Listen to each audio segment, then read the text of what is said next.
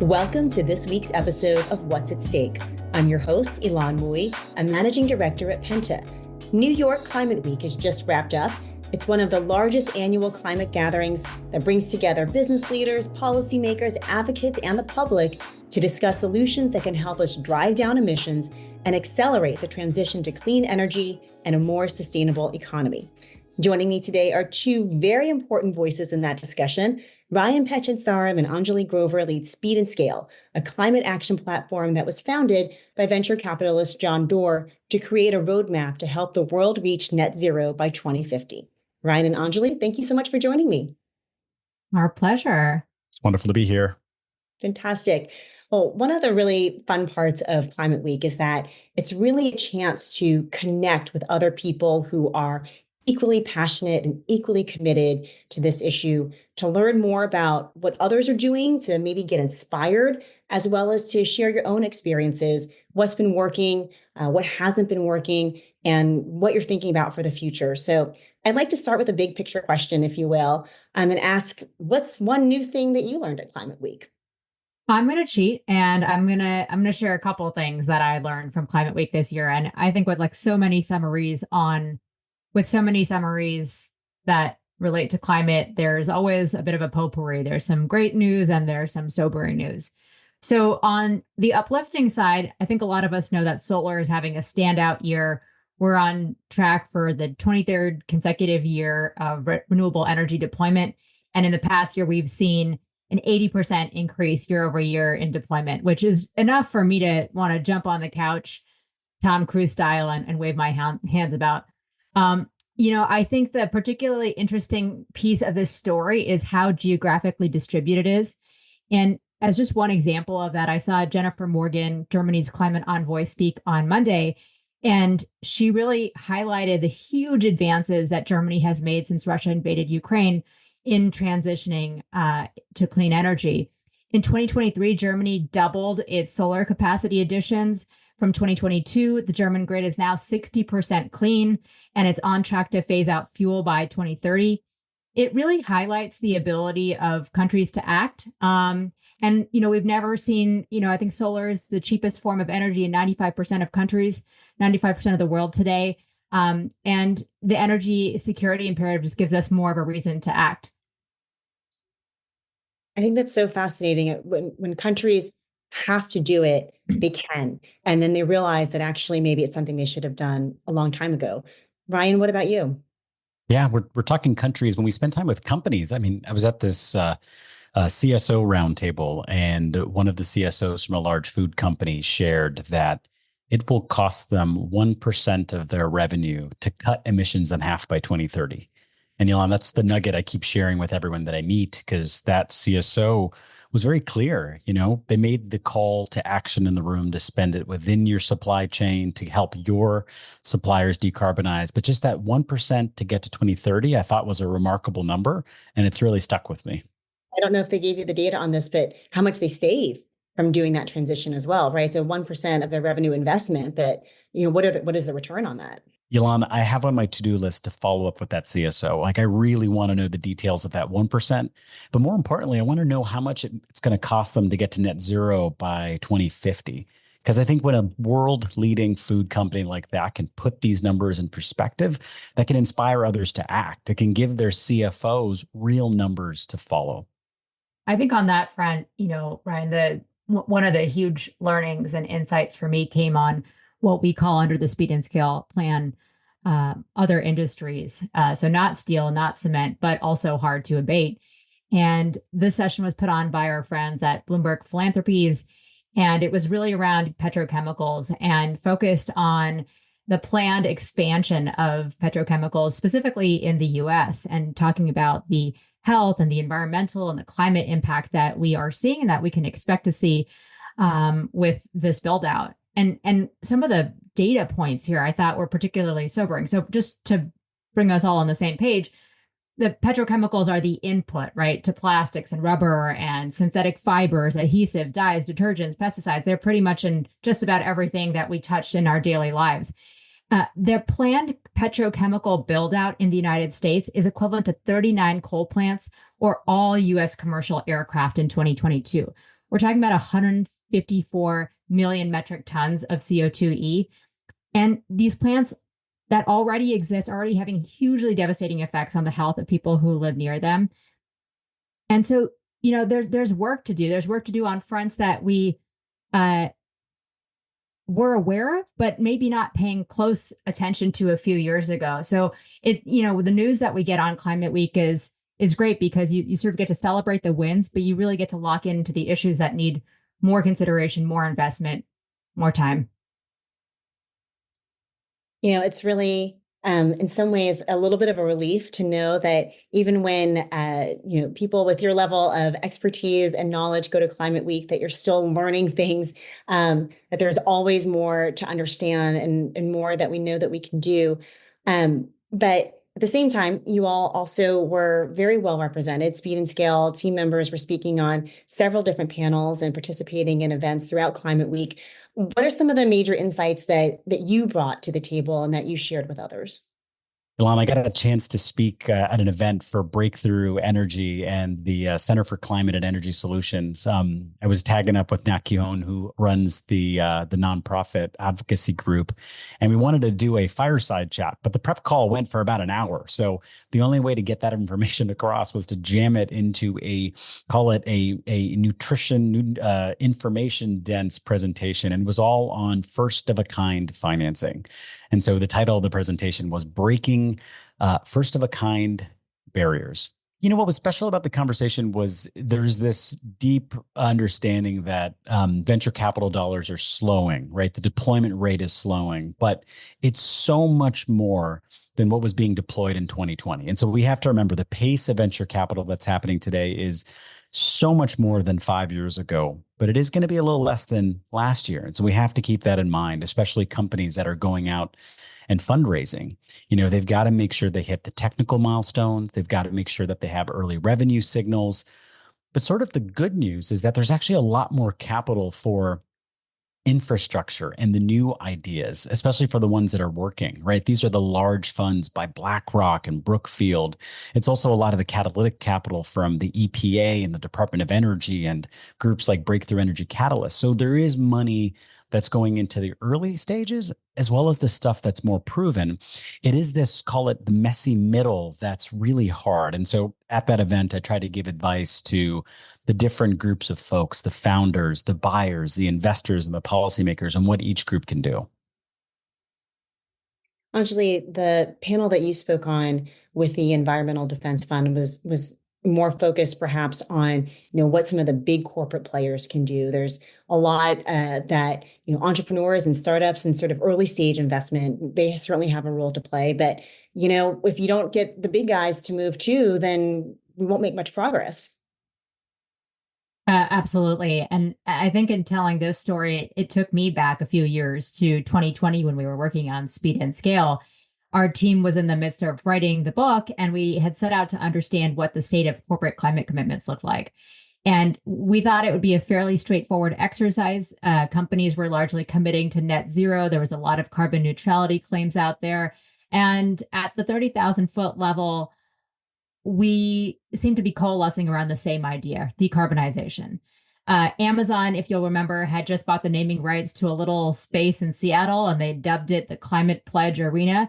And so I think a lot of us thought we were living in the golden age of climate commitments, or so we thought. And so, in our first analysis of climate commitments, we were confronted with just a buffet of terminology, all used to describe companies' goals. And I actually took the time this week and went back and tried to jot down all the terms that we came across that were being used to describe companies' goals. Here's just some of the terms. You have carbon free, carbon negative, carbon neutral, carbon positive, climate neutral, net neutrality, net positive, net zero carbon, peak emissions, real zero. Someone's got to fill me on what fake zero is, reduction, and zero emissions.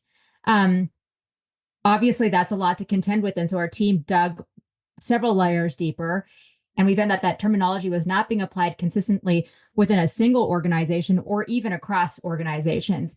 And so in that first year's analysis in 22, what we found is about 6% of the Fortune Global 500 had true net zero commitments in place.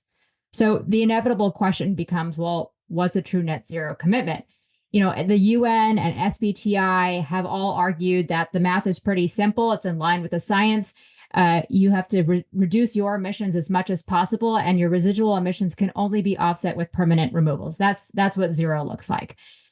That's a really high bar, right? That's a really high bar. We understand that. And it doesn't mean that the companies who aren't meeting that standard today are failing, but it does give us an understanding of where businesses need to move for the world to draw down from the 59 gigatons of CO2e that are in the atmosphere.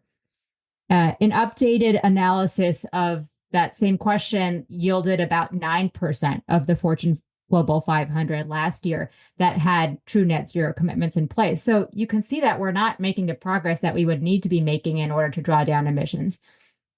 I think the big picture is that there's a lot of talk about the action that we need to see in the plans, the progress, and for sure that needs to happen.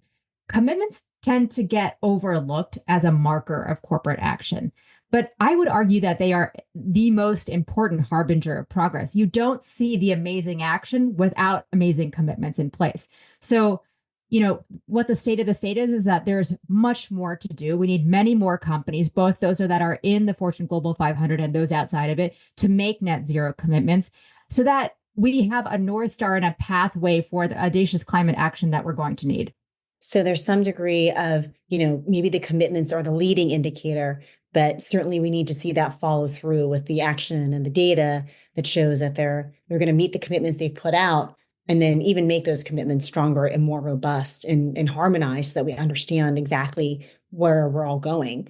I think that some folks have argued that climate commitments are a bit like New Year's resolutions, that they're easy to make and hard to keep. But I would argue that the numbers don't really tell that story. We're still looking at less than 10% of the highest revenue companies in the world that have that North Star commitment. So we need to see more commitment, and that commitment needs to be followed up with real action. So Ryan, when you're talking to early stage companies and to startups, what do you suggest their New Year's resolution be? What promises should they be making to themselves and to their investors?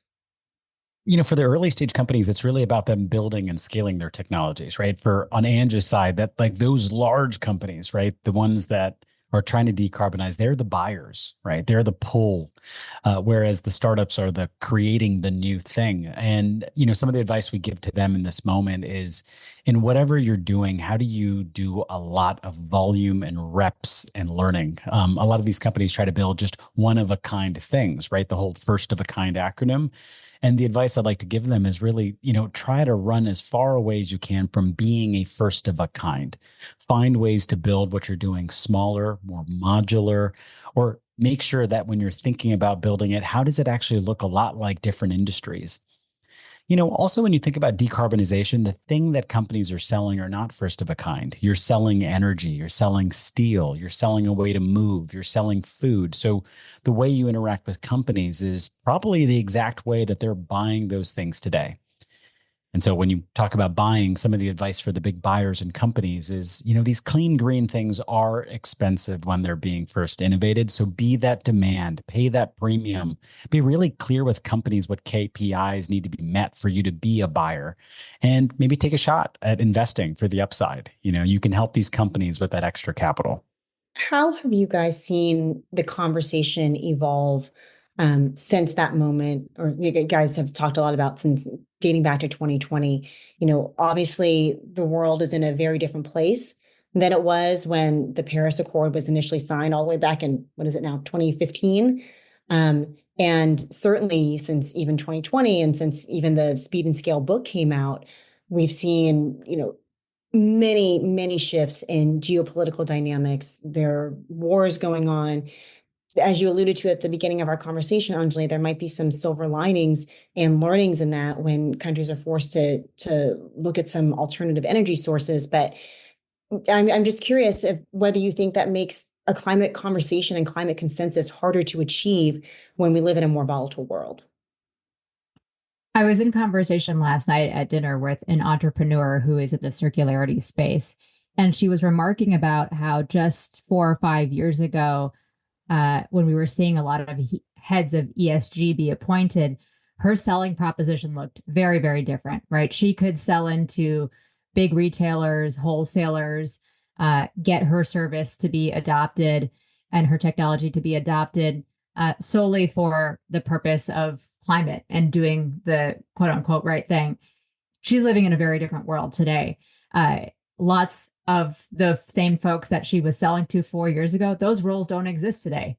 Lots of those heads of ESGs, especially in retail, don't exist anymore. And so she's having to talk about the value proposition of her company in a very different way. And I think that speaks to the question that you're asking, which is, for the last few years, I think a lot of folks in the climate space have talked about the co-benefits to climate action, the jobs, the quality of air or environment. I think that we are getting that wrong, and that climate need as an outcome needs to take a backseat to the opportunities it affords us in terms of health and economic prosperity and national security. So we talk a lot about the planet, but the truth is that the planet is going to be just fine. This is about people. It's about their energy bills. It's about jobs. It's about breathing clean air, and about your kids getting to do that and their kids getting to do that. You know, in Germany, going back to Jennifer Morgan's talk, some 400,000 new jobs are estimated due to this transition to clean energy. You know, clean energies are the industries of the future, and a lack of leadership on climate portends a lack of economic leadership. So to answer your question, I think that this is about reframing the conversation and helping people understand how decarbonization is the pathway to economic prosperity, to energy security, and to fundamentally better lives. You know, every chapter of the book is needing a update because of what's happened in the past couple of years, right? You think about chapter 1, the competition in EVs from China. You know, China's the number one producer of these. They really are putting on the pressure because they own every part of the supply chain. This is really shocking the legacy automaker in the US and Europe. You jump to the global crisis happening in Ukraine and Russia for chapter 2, decarbonize the grid. You know, those oil and gas shocks, well, specifically natural gas shocks, really forced countries to think about how do they get away from fossil fuels? How do they use things like heat pumps and energy efficiency? And so that crisis changed the relationship with a steady oil and gas price, and reminding folks that fossil fuels are really volatile. You jump to chapter 3, fixing food. You know, we talk a lot about Beyond Meat and alternative proteins, and we come to find out that the majority of beef is eaten by just a few people. We found out that 12% of Americans eat over half the beef in the country. And so when you think about the alternative protein movement, it wasn't tackling that part of the problem. Those solutions weren't good enough. And I mean, I could jump to every chapter, but you think about protecting nature, the good stuff that's happening in Brazil and Indonesia. I think that's probably why the work we do keeps us on our toes, and why we love doing it is that this is an active problem that's actively changing with more solutions. And I think we're optimistic that there is a path, right? It's the whole tagline of the progress report. We've made unprecedented progress, but we need far more urgency and ambition. One of the things that you said, Anjali, stood out to me in terms of the challenge of making an environmental case as a sort of co-benefit to other issues. How far do you think we've come in turning climate into a kitchen table issue, and really sort of seeding the idea that getting to net zero is actually good for the economy? It's actually good for jobs. It's actually good for security. That it's not a goal on its own, that it's actually part of all these other issues that everyday Americans and everyday families around the world care about. I think the answer to that question really varies depending on where in the world you live today. So when we look at some of the impetus for why countries decide to act on climate or decarbonize their industries, oftentimes there's some kind of external input that's driving that decision. China is by far the world's leader on EVs today. They're poised to control 1/3 of the global auto market by 2030. That is a real come from behind story. And a lot of that early start that China made on EVs had to do with their dependence on foreign oil and the risk that they saw associated with that. traveling to another hemisphere in the world in Denmark. Denmark was a leader in natural gas for a long time, and they really started to invest in offshore and onshore wind because of what we saw happen to natural gas and the shale boom. Countries and companies are not going to act just because it's good for the planet. We need to find the existential and we need to find the economic reason for companies and countries to act. So if I can ask you all to future cast a little bit, what could an economy of the future look like if we focus on the clean energy transition? You know, in a world where we do see politicians and business leaders and other advocates stepping up to the plate, what could that world look like? Ron and I were in conversation with a team from Australia earlier this week, and they told us about the amazing transition that Australia has made. About 40% of their grid is clean nationally, but 80% in the southern part of the country. And one of the things that has really stuck with me that they shared is that you've got climate deniers with rooftop solar. People are choosing solar, again, not because of climate, but because it's the most economic energy source for them. We're seeing a similar story in Pakistan, where so much rooftop solar was installed over a 6-month period that it added 30% capacity to the total grid. So when we're answering the question of what the economy of the future looks like, I think it's one where you've got cheap, abundant, renewable energy. You've got great clean energy and great storage to be able to support the total energy equation. And we're living in a world that is fundamentally more resilient and more capable of powering us into the future. You know, there was this wonderful panel with Bob Mumgard, the Commonwealth Fusion CEO, and he really pushed this new way to think about things in my mind. You know, he talks about the need for energy has always been a resource extraction game, right? Continually looking around the world for sources of oil and gas and coal. This new shift is one about technology and manufacturing, right? How many fusion plants can you build? How many solar plants can you build? How much battery can you build? And all these new energy sources from technology and manufacturing, you get to keep. And so what you're seeing today is countries that import energy are starting to see it as an economic and national security imperative to start trying to bring these resources, this manufacturing all to home.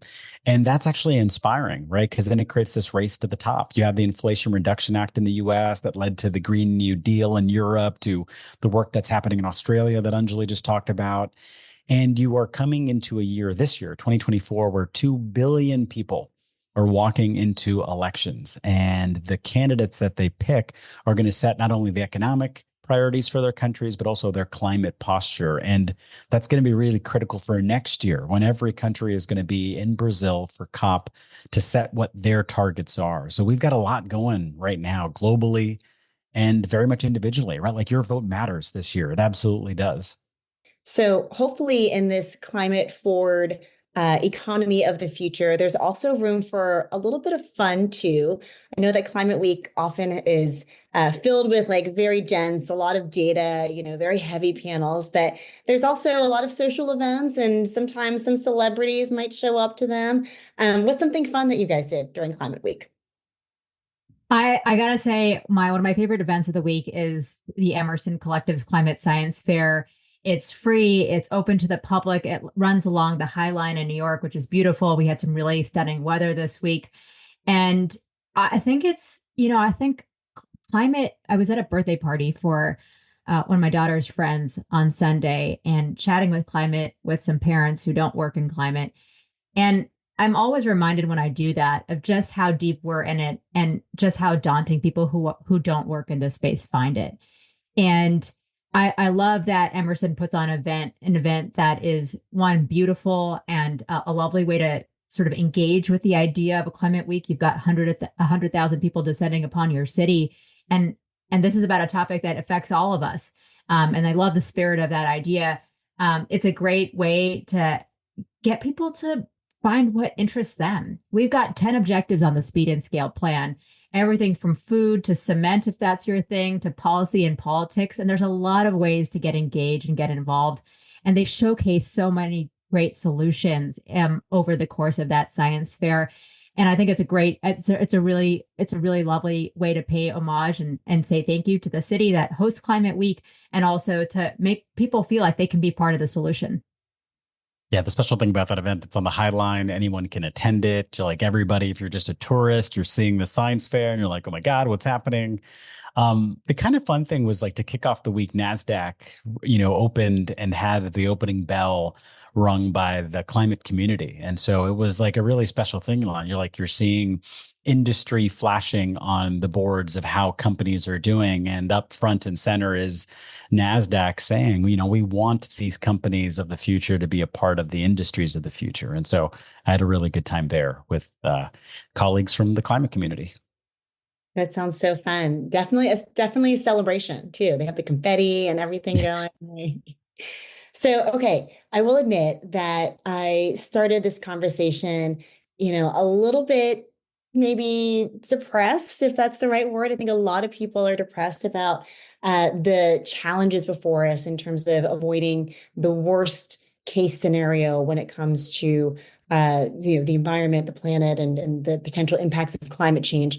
But you guys have brought a lot of optimism to the conversation. So maybe the parting and final thought can be, what's that secret sauce? What keeps you still hopeful and optimistic that we can actually reach net zero by 2050? So I lied earlier today. I have a different Tom Cruise moment, or maybe I just am eager to jump on couches. But the thing that I turn to consistently when I'm left wondering what impact our work is having, not just our work, but the collective world's work is having on this climate crisis, is to go back and look at the data.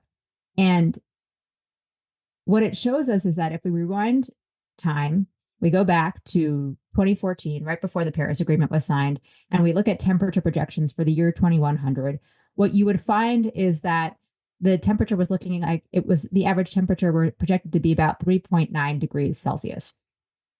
Today, that temperature projection is 2.7 degrees. So we have brought the temperature projection down almost in half in the course of 10 years. That is no one here wants to live in a 2.7 degree world, but it shows us that we can make immense progress and that we have made immense progress. For those who think that we are not making a difference, that we are not bringing down, we're not bettering the world with the work that's being put into this, the energy that's been put into this by policymakers, by innovators, by activists, that's fundamentally untrue.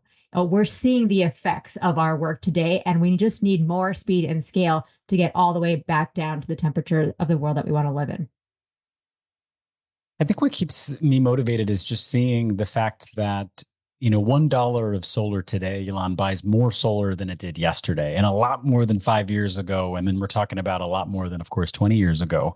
And so when you think about the feeling of doom, which means like we can't act on actually tackling and solving this problem, that's changing, right? There are technologies and there are solutions, right? We have all the technologies we need to get and cut our emissions in half, right? If we scale them up. The kind of charge for innovators and entrepreneurs are also to then invent the next set of technologies that we need. And, we have line of sight of what those things are, right? Clean steel, ways to fly planes using sustainable fuel, ways to do farming and soils better, right? Like there's actually a path. And so, optimism is the key word here, because optimism is something you can act on, right? I would say hope is the wrong word, because hope means you're praying and hoping it gets fixed. And that's not what's going to happen. I mean, I think this is a entire industry transformation, and it's going to take all of us to choose the clean green thing. It's going to take a lot of the innovators and entrepreneurs to scale up the clean green thing, but there is a path. And I think that should be why we're optimistic. Ryan and Anjali, it's been great to speak with both of you today. Thank you so much for joining the podcast. To our listeners, you can learn more about Speed and Scale by visiting the website, speedandscale.com, as well as signing up for the newsletter. They're also on Twitter at Speed and Scale and on LinkedIn. And of course, please remember to subscribe to this podcast wherever you listen to your podcasts. You can follow Penta on Twitter at PentaGRP and on LinkedIn at Penta Group. I'm your host, Ylan. And as always, thanks for listening to What's at Stake.